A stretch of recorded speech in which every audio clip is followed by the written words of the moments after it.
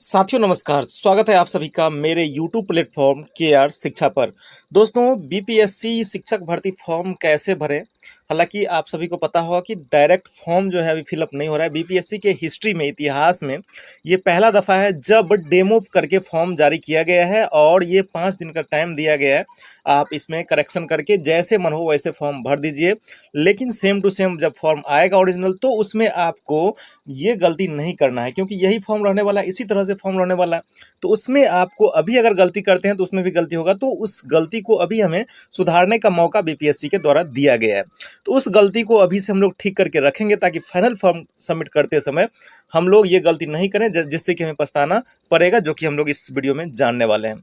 तो साथियों इसमें step by step 1 to 5, 10th और 12th लेवल के जो भी शिक्षक अभ्यर्थी हैं या शिक्षक गण हैं, अगर वो फॉर्म को फिलअप करते हैं और क्या क्या गलती हो सकता है उस चीज़ को इस वीडियो में हम लोग क्लियर करने वाले हैं। तो वीडियो में लास्ट तक जरूर बने रहें। साथ ही साथ अगर आप हमारे चैनल के अच्छे पर नए हैं तो चैनल को सब्सक्राइब जरूर कर लें। आइए हम लोग इस वीडियो को स्टार्ट करते हैं, तो एंड तक जरूर बने रहें, सारी की सारी जानकारी आप क्लियर तरीके से समझ पाएंगे।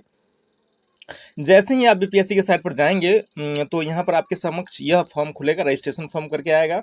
एडवर्टाइजमेंट नंबर की बात करें तो सिर्फ यहाँ पर आपको लिखा आएगा डेमो, यानी डेमो टीचर रिक्रूटमेंट एग्जामिनेशन यहाँ पर दिया गया है। और इसमें कुछ चीज़ें तो आप आसानी से भर पाइएगा, जैसे कैंडिडेट का नाम है, फर्स्ट नेम, मिडिल नेम और लास्ट नेम है। किसी का नाम मान लीजिए कि मोहन प्रसाद सिंह है तो मोहन लिखेंगे इसमें, प्रसाद इसमें लिखेंगे और सिंह इसमें लिख देंगे। कैंडिडेट का लास्ट नेम तीनों हो गया। उसके बाद फादर्स नेम यहाँ पर लिखा जाएगा। हस्बैंड नेम अगर महिला भर रही है तो यहाँ पर वो लिख देंगे, और मदर्स नेम तो महिला पुरुष दोनों के लिए यहाँ पर भरना जरूरी है। इसके बाद साथियों यहाँ पर आता है आधार नंबर, पैन नंबर या ड्राइविंग लाइसेंस नंबर। इस तीनों में से किसी एक को आपको चूज करना ही पड़ेगा, और उसका जो नंबर है वो यहाँ पर आप डाल देंगे। और जैसे ही डालेंगे तो इसके आगे यहाँ पर आ जाएगा अपलोड आइडेंटिटी पीडीएफ। पीडीएफ में लोड कर देंगे। तो पीडीएफ में लोड करने के यहाँ पर दिया गया 100 KB तक का जो है आप पीडीएफ लोड कर सकते हैं। इससे ज़्यादा नहीं होना चाहिए, इससे कम रह सकता है। जो भी आप डालें, आधार नंबर डालते हैं तो उसका पीडीएफ लोड करिएगा, पैन डालते तो उसका पीडीएफ, और ड्राइविंग लाइसेंस डालते तो उसका पीडीएफ यहाँ पर अपलोड कर दीजिएगा। सबसे बड़ी समस्या यहाँ पर यह are you citizen of India या are you permanent residence origin of Bihar. इसमें अगर आप नो करते हैं, दोनों में से किसी में भी अगर आपने नो कर दिया, अगर इसमें नो कर देते हैं तो भी नहीं भर पाइएगा, और बिहार रेजिडेंस में अगर नो करते हैं तो भी इस फॉर्म को आप नहीं भर पाइएगा। जैसा कि आप यहाँ पर देख सकते हैं, स्पष्ट कर दिया गया है, if you are not permanent resident of Bihar state then you are not eligible for this post, यानी कि आप इसको नहीं भर पाइएगा। तो इसमें आपको यस करना ही होगा, चाहे आप आउट ऑफ बिहार से भी फॉर्म को भर रहे हैं। हालांकि अगर आप भरते हैं तो वो आप इनएलिजिबल हैं, लेकिन आप अगर आप ऐसे भी देखना चाहते हैं, परीक्षा में बैठना चाहते हैं तो भर सकते हैं, लेकिन उसके लिए आपको करना पड़ेगा इस दोनों को यस। ऐसे अदर स्टेट के लिए ये फॉर्म है ही नहीं। अब यहाँ पर जैसे ही आप यस करिएगा तो आपको यहाँ पर मांग लिया जाएगा रेजिडेंस सर्टिफिकेट, यानी कि आवासीय सर्टिफिकेट, जो करंट का होना चाहिए, 1 साल से पहले का होना चाहिए, और जब जारी किया गया वो डेट भी यहाँ पर मांग रहा है, और 100 KB से नीचे का इसको अपलोड भी आपको करना पड़ेगा। तो ध्यान दीजिएगा, 1 साल से नीचे का आपका जो है आवासीय प्रमाण पत्र भी निर्गत होना चाहिए, यानी करंट होना चाहिए। इसके बाद उसको अपलोड करेंगे 100 KB से नीचे का। उसके बाद जब आगे बढ़िएगा तो do you belong to any reserve category, क्या आप किसी आरक्षित वर्ग से आते हैं?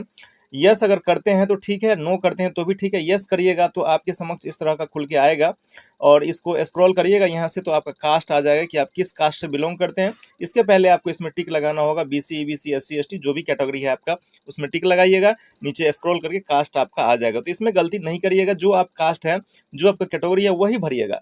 इसको गलती करने के बाद आपके पास सुधार का मौका बिल्कुल नहीं रहेगा।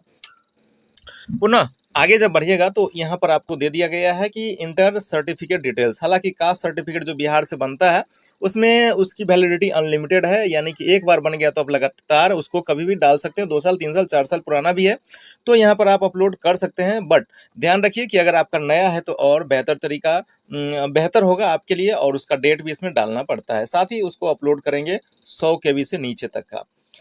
अब यही मेन गलती था। इसके बाद जो आते हैं हम लोग मैरिटल स्टेटस, यहाँ पर आप डाल दीजिएगा, मैरिड जो भी हैं, जेंडर आप डालिएगा सही तरीके से, इसको गलती नहीं करिएगा। और आर यू ग्रैंड सन, अगर आप मान लीजिए कि जो फ्रीडम फाइटर्स के अगर रिलेटिव हैं तो वो अगर यस करते हैं तो आपको लग जाएगा उसका सर्टिफिकेट नंबर और इशू डेट, और साथ ही साथ उसको अपलोड भी करना पड़ेगा। नो करते हैं तो ये सब आपको देखने को नहीं मिलेगा, ये सारा का सारा कॉलम गायब हो जाएगा। पुनः यहाँ पर आ जाता है कि अगर आप विकलांग हैं, फिजिकली रूप से विकलांग हैं, यस करते हैं तो आपके समक्ष ये सारा का सारा कॉलम खुलेगा, अगर नो करते हैं तो ये सब हट जाएगा। यस करते हैं तो आप इस चारों में से किस तरह के डिसेबल हैं, किस तरह की विकलांगता है आपकी, वो दर्शाना पड़ेगा। और साथ ही साथ यहाँ पर उसका सर्टिफिकेट नंबर, पहले तो कहा गया था कि सिर्फ आईजीएमएस पटना से, लेकिन अब किसी भी मान लीजिए कि आपका जैसे दरभंगा का डीएमसीएच है, मेडिकल हॉस्पिटल से अगर आप बना लिए हैं, पीएससी के अलावा उस डिस्ट्रिक्ट से अगर आपका बना हुआ है तो वो अपलोड कर दीजिएगा। उसका डेट, इशू डेट यहाँ पर जारी जो दिया गया होगा उसका इशू डेट यहाँ पर डाल दीजिएगा। तो ये सब आसानी से आप कर सकते हैं और इसमें गलती मत करिएगा। अपलोड डिसेबिलिटी सर्टिफिकेट 100 KB से नीचे का डालना है। अगर आपको स्क्राइब रिक्वायर्ड है, यानी कि आप लिख नहीं सकते हैं, देख नहीं सकते हैं, तो दूसरे आदमी की अगर जरूरत है तो यहाँ पर यस कीजिएगा, अदरवाइज आपको नो कर देना है। इन सब चीज़ों में आप लोग गलती नहीं करिएगा। आगे जब हम आगे बढ़ते हैं तो इसमें अब आ रहा है साथियों मेन गलती यहाँ पर आप का हो सकता है, तो इस बात का ध्यान रखिएगा। डू यू वांट टू पे कंसेशनल फ़ी? अगर आप रिजर्व कैटेगरी से हैं तो आपका सभी का अलग अलग फ़ी कैरेक्टेरिया निर्धारित किया गया है। अगर यस करिएगा तो उस तरह से फ़ी देना होगा, अगर नो करते हैं तो आप डायरेक्ट अनरिजर्व यानी कि जनरल कैटेगरी में चले जाइएगा और सभी के लिए जो फ़ी निर्धारित किया गया है वो आपको चुकाना पड़ेगा।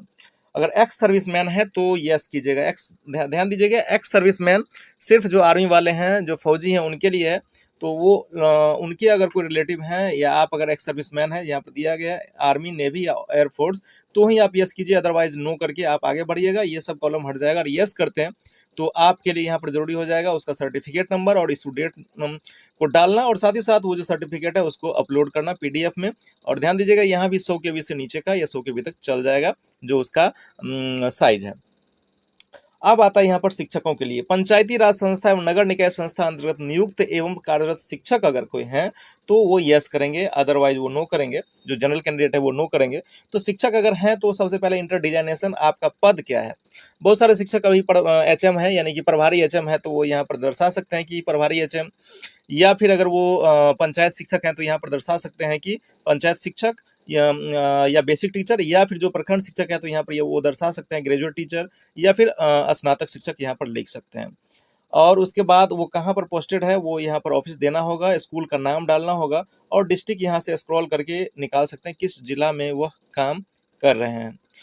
इसके अलावा पंचायती राज संस्था एवं नगर निकाय संस्था अंतर्गत नियुक्त एवं कार्यरत शिक्षक डिटेल्स, सर्टिफिकेट नंबर, ये आपका हो जाएगा जो ज्वाइनिंग लेटर मिला होगा, उस ज्वाइनिंग लेटर में जो डेट होगा उसको डाल सकते हैं, और इशू डेट यहाँ पर डाल सकते हैं। सर्टिफिकेट को यहाँ पर उसका नंबर दिया होगा वो अपलोड कर सकते हैं, या फिर आपको जो एनओसी मिलेगा आपके नियोजन इकाई के द्वारा, उस एनओसी को भी यहाँ पर आप चाहें तो अपलोड कर सकते हैं। 2 ऑप्शन दिया गया है, और उसको यहाँ पर अपलोड भी कर सकते हैं पीडीएफ फॉर्मेट में, और वो भी 100 KB से नीचे या 100 KB तक चलेगा, मैक्सिमम 100 KB तक। अब उसके बाद यहाँ पर आता है इनमें से किसका पात्रता या दक्षता धारण करते हैं। अगर पात्रता, इसमें टीईटी के साथ सीटीईटी, बीटीईटी, सीटीईटी, या फिर आप एसटीईटी अगर हैं 2011 2019 जो भी हैं तो आप इसमें ये ऊपर वाले में चिन्ह लगाएंगे। और जो शिक्षक थे 2012 से पहले के, उनके लिए ये हो गया था दक्षता परीक्षा, तो वही सिर्फ इसमें दक्षता परीक्षा वाले में टिक लगाएंगे। और यहाँ पर देखिए, अगर आप 1 to 5 के लिए भी एप्लीकेबल है, यानी 1 to 5 के लिए जो है सीटेट निकाले हुए हैं या बीटेट निकाले हुए हैं, उसके अलावा आपने जो है हाई स्कूल के लिए जो है माध्यमिक विद्यालय के लिए जो पात्रता परीक्षा हुआ तो वो भी उत्तीर्ण है, और उच्च माध्यमिक के लिए है तो वो भी उत्तीर्ण है, तीनों उत्तीर्ण है। तो आप यहाँ देखिए तीनों में टिक लगाना होगा आपको, और तीनों के लिए एक ही बार फॉर्म सबमिट कर सकते हैं, तीनों में टिक लगा के, और एक ही बार इसमें जो है नीचे आइएगा तो यहाँ पर सर्टिफिकेट तीनों का अपलोड करना होगा, यानी 1 to 5 के लिए, हाई स्कूल के लिए, +2 के लिए, तीनों का सर्टिफिकेट यहाँ पर अपलोड करके पीडीएफ फॉर्मेट में उसका इशू डेट भी डालना होगा। और उसके बाद जो है आप यहाँ पर इसको आगे बढ़ सकते हैं इसमें इसको सबमिट करने के बाद। लेकिन साथियों जो शिक्षक 2012 से पहले के हैं वो टिक लगाएंगे किसमें, तो वो टिक लगाएंगे नीचे वाले जो फॉर्म सेक्शन था दक्षता परीक्षा वाला, उसमें लगाएंगे। और यहाँ पर ध्यान दीजिएगा जो 12 के बाद के हैं, 12 से पहले के हैं, वही इसमें चिन्ह लगाएंगे, बाकी सभी पात्रता परीक्षा में चिन्ह लगा सकते हैं। और यहाँ पर एक समस्या है जो बहुत सारे शिक्षक हैं जो लगातार इसमें कमेंट कर रहे हैं कि बीएड बीएड या फिर बीएलएड या बीएड जो भी है ये 1 to 5 के लिए, लेकिन कुछ शिक्षक ऐसे हैं जो कंप्यूटर साइंस के अलावा संगीत से भी हैं, और उन्होंने क्या किया है बीएड या डीएलएड भी कर रखा है। लेकिन यहाँ पर आप ध्यान दीजिएगा तो एक में ही चिन्ह लगा सकते हैं। अगर आपने कंप्यूटर के लिए भी अप्लाई करना चाहते हैं और 1 to 5 के लिए भी अप्लाई करना चाहते हैं तो ये परेशानी अभी बन रहा है। लेकिन हमको लगता है कि विभाग इस पर ध्यान देगा।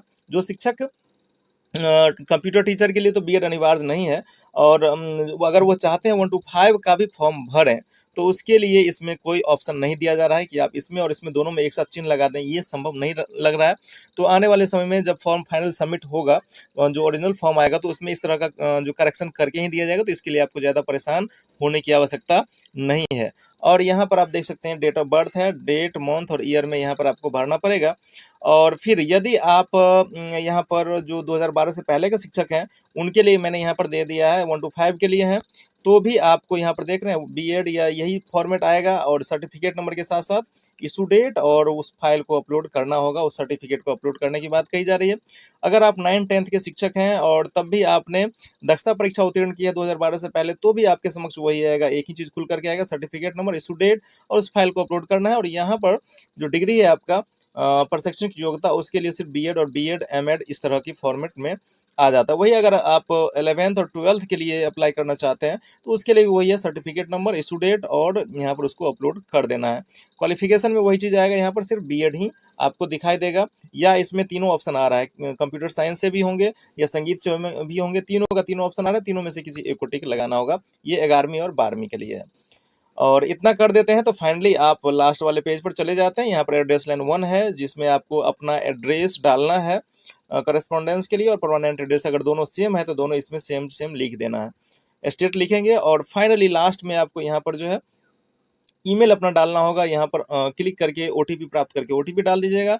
मोबाइल नंबर डालने के बाद यहाँ से ओटीपी लेके मोबाइल नंबर डाल दीजिएगा, और ये कैप्चा डालने के बाद आपका रजिस्ट्रेशन फॉर्म यहाँ पर कहता है सबमिट रजिस्ट्रेशन फॉर्म। जैसे ही करिएगा तो सबमिट हो जाएगा, और आप अगले पेज पर चले जाइएगा। इस वीडियो में सिर्फ इतना ही, अगले पेज पर जाएंगे, अगर आप लोगों ने प्यार दिखाया इस वीडियो में, तो हम लोग अगला फॉर्म भी देख पाएंगे। फिलहाल इस वीडियो में इतना ही। अगर आपके मन में अभी भी किसी तरह का क्वेश्चन है, क्वेरी है, तो आप हमें कमेंट करके पूछ सकते हैं। हम अपने स्तर से प्रयास करेंगे कि आपके क्वेश्चन का जवाब दे सकें। मिलते हैं नेक्स्ट वीडियो में, तब तक के लिए जय हिंद।